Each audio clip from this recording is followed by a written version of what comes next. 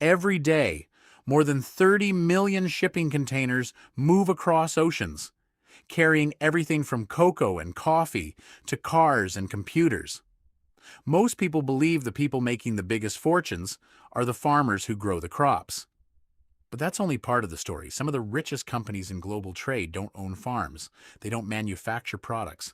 Many don't even own warehouses. Yet they make millions of dollars simply by connecting the right buyer with the right seller. Today we're uncovering the hidden business behind every shipping container. Meet the farmer. Let's begin with Musa. Musa is a sesame farmer in northern Nigeria. Every year he harvests hundreds of bags of sesame seeds. But Musa has one big problem. He has no idea who needs his products overseas. He doesn't know buyers in Japan. He doesn't speak their language. He doesn't understand export documentation. And he certainly doesn't know how to ship a container halfway around the world. Meet the buyer. Now travel over 11,000 kilometers away. A Japanese food manufacturer urgently needs premium sesame seeds. Without them, production stops. The company is willing to pay premium prices. But they face the exact opposite problem. They don't know Musa. They don't know which farmer is reliable. They can't inspect thousands of farms across Africa. The missing link. This is where import-export agencies enter the story. They don't grow crops. They don't manufacture products. Instead, they solve one of the biggest problems in global trade: connecting supply with demand. An export agency acts like the project manager of international trade. First, they find reliable suppliers. Then they verify quality, negotiate prices, prepare export documents, arrange inspections, book shipping containers, buy insurance, coordinate customs, track payments, and make sure everyone gets paid. Following the money. Let's follow a real transaction. A Japanese company wants 100 containers of sesame. Each container costs $80,000. That's an $8 million deal. The export agency earns a 3% commission. How much is that? It's $240,000. Without owning a farm, without growing a single seed, without owning the cargo. The business isn't the product. The business is the connection. Why buyers need agencies.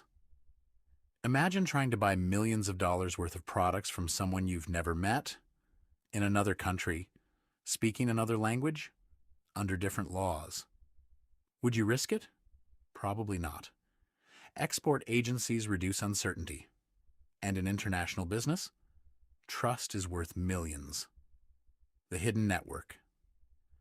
The agency isn't working alone.